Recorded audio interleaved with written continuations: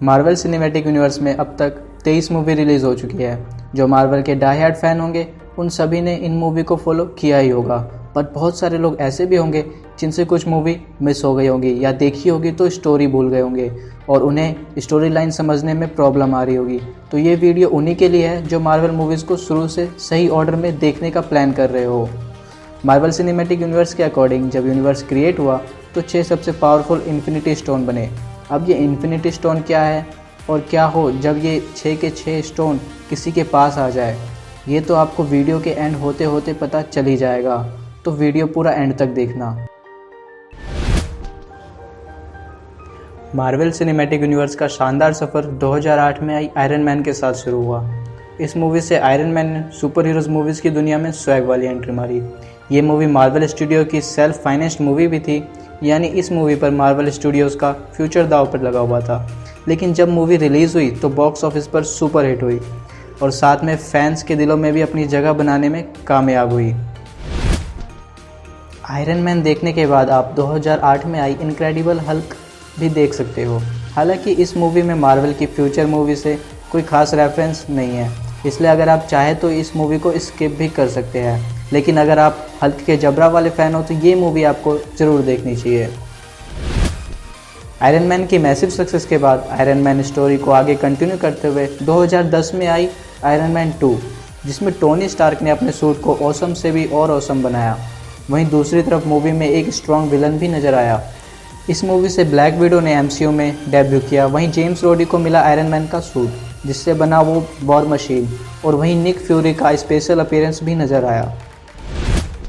इस मूवी से super hero Thor को इंट्रोड्यूस किया गया, जहां हमें एक नई दुनिया से भी रूबरू कराया गया जो कि मिथोलॉजी प्लस साइंस फिक्शन का कॉम्बिनेशन है, जिसमें थॉर अपनी पावर खो देता है और फिर कैसे वो अपनी पावर वापस पाता है और अपने आप को वर्थी साबित करता है, ये देखने लायक है। इस मूवी में पहली बार टेसरेक्ट यानी स्पेस स्टोन को भी दिखाया गया। Captain America the first Avenger movie की स्टोरी वर्ल्ड वॉर 2 के समय की है, जहां सुपर सोल्जर प्रोग्राम के जरिए एमसीयू को अपना पहला एवेंजर मिला, कैप्टन अमेरिका, जो इस मूवी में टेसरेक्ट के गलत इस्तेमाल से दुनिया को तबाह होने से बचाते हुए उनका प्लेन आर्कटिक रीजन में क्रैश हो जाता है, जिससे वो 70 सालों के लिए बर्फ़ में जम जाते हैं।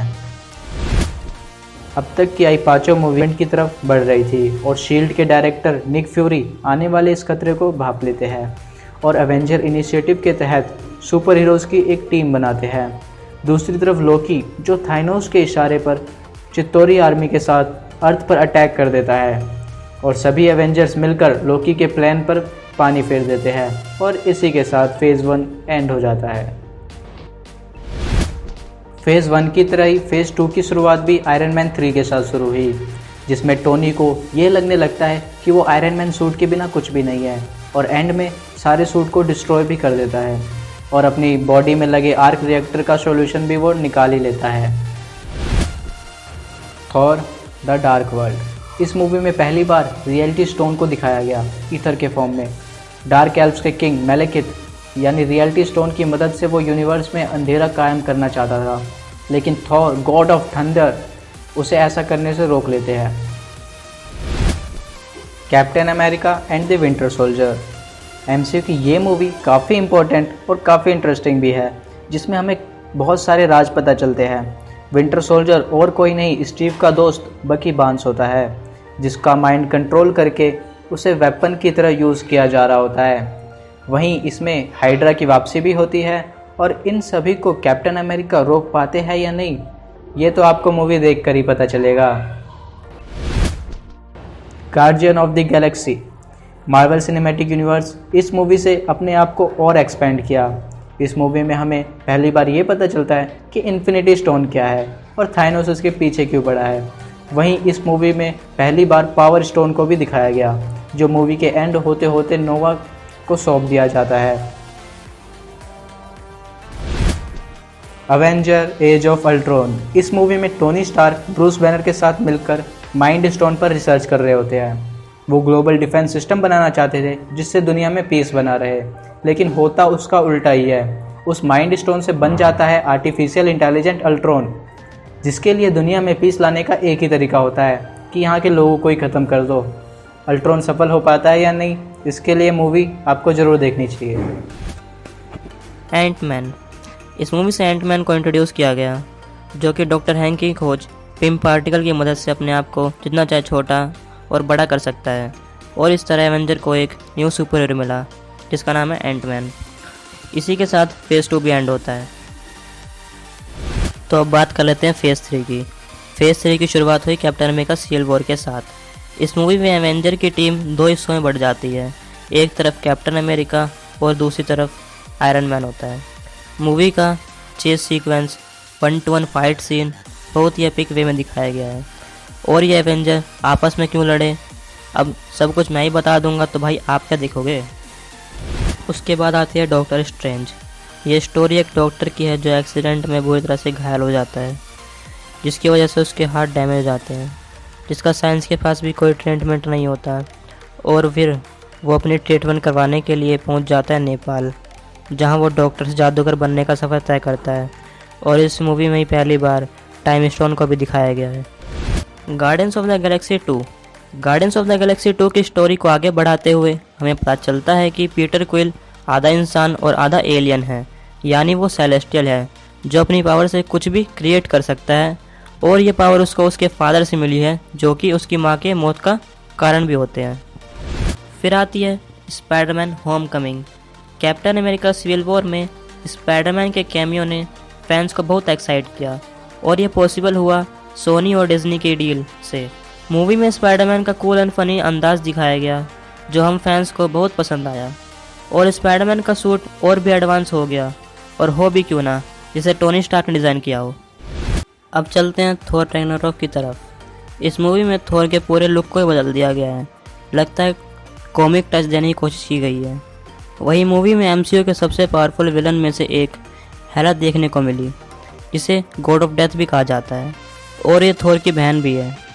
हल्क वर्सेस थोर की एपिक फाइट का लुत्फ आप इस मूवी में उठा सकते हैं। अब बढ़ते हैं ब्लैक पैंथर पे। मूवी की स्टोरी बेस्ड है अफ्रीकन फिक्शनल कंट्री वकांडा पर, जहां वाइब्रेनियम पूरी दुनिया में सिर्फ वहीं पाया जाता है। मूवी में ओल्ड ट्रेडिशन के साथ टेक्नोलॉजी को भी बहुत बेहतरीन तरीके से मिक्स किया गया है, और इस मूवी ने बॉक्स ऑफिस पर भी धमाल मचा दिया। फिर आती है एवेंजर इन्फिनिटी वॉर। ये मार्वल की मोस्ट अवेटेड मूवी से एक थी, जो मार्वल सिनेमैटिक यूनिवर्स को नेक्स्ट लेवल पर ले गई। सोकोविया एक्वार्ड्स के कारण एवेंजर 2 में बढ़ जाता है, और इसका फ़ायदा उठाते हुए थानोस 6 के 6 इन्फिनिटी स्टोन पाने में कामयाब हो जाता है। थोर की वकांडा में हुई इस एंट्री ने धमाल मचा दिया, जिसे हम फैन कभी नहीं भूल पाएंगे। फिर आती है Antman and the Wasp. Antman first में हमें ये पता चलता है कि डॉक्टर हैंक की वाइफ अपनी साइज़ ज़्यादा छोटा करने की वजह से क्वांटम फील्ड में फंस जाती है, जहाँ टाइम का कुछ भी पता नहीं चलता। डॉक्टर हैंक क्वांटम टनल बनाते हैं, जिससे वो अपनी वाइफ को क्वांटम फील्ड से बाहर निकाल लेते हैं, लेकिन एंटमैन वहीं फंस जाता है। अब बढ़ते हैं कैप्टन मार्वल की तरफ। ये एमसीयू की अब तक की सबसे पावरफुल एवेंजर में से एक है, जिसको अपनी पावर टेसरेक्ट से मिली है। एमसीयू की ये मूवी फैंस को ज़्यादा प्रभावित तो नहीं कर पाई, लेकिन कैप्टन मार्वल के आने से एवेंजर की टीम और भी ज़्यादा पावरफुल हो गई है।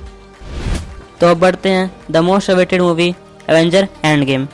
इन्फिनिटी वॉर के बाद एमसीयू का क्रेज़ 7वें आसमान पर पहुंच गया, और जब एक साल बाद एंड गेम रिलीज़ हुई तो इसने बॉक्स ऑफिस के सारे रिकॉर्ड तोड़ दिए और बन गई highest grossing movie ever. Movie के बैटल सीन आइकॉनिक सीन बन गए, जिन्हें हम फैंस कभी नहीं भुला सकते। फिर चलते हैं स्पाइडरमैन फार फ्रॉम होम की तरफ। यह स्टोरी एंड गेम इवेंट के ठीक 8 महीने बाद की है, जहाँ टोनी स्टार्क अपनी विरासत को संभालने के लिए स्पाइडरमैन को चुनता है। वही मूवी का विलन मिस्टेरियो की भी नज़र इस पर होती है। इसी के साथ फेज़ 3 भी एंड होता है। इन तीनों फेज़ को एक साथ इन्फिनिटी सागा कहा गया है। मार्वल स्टूडियो की फेज़ 4 की कई मूवी पैंडेमिक के कारण डिले हो गई थी, लेकिन फाइनली हमारा इंतजार खत्म हुआ है। इन सभी की न्यू रिलीज डेट आ गई है। इस साल Black Widow, Shang Chi and the Legends of 10 Rings, Eternals और स्पाइडरमैन नो वे होम आने वाली है।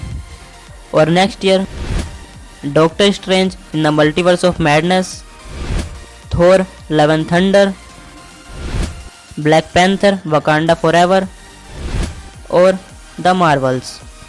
और अब तक 2023 की 2 ही मूवी की रिलीज डेट हमें पता चली है, Antman and the Wasp Quantumania and Guardians of the Galaxy volume 3। और वहीं मार्वल स्टूडियोज़ ने डिज्नी प्लस शो भी रिलीज़ किए, वांडाविजन और the falcon and the winter soldier, जो हम फैंस को बहुत पसंद आए। एंड नेक्स्ट वीक लोकी की सीरीज़ भी आने वाली है। अगर आप लोकी की सीरीज़ के ब्रेकडाउन मिस नहीं करना चाहते तो हमारे चैनल को ज़रूर सब्सक्राइब करें, और आप हमें इंस्टाग्राम पर भी फॉलो कर सकते हैं। और अगर हमसे कोई डिटेल मिस हो गई हो या आप अपने मार्वल से रिलेटेड सजेशन देना चाहते हो तो हमें कमेंट सेक्शन में ज़रूर बताएं। तो आज के लिए बस इतना ही, मिलते हैं नेक्स्ट वीडियो में, बाय बाय।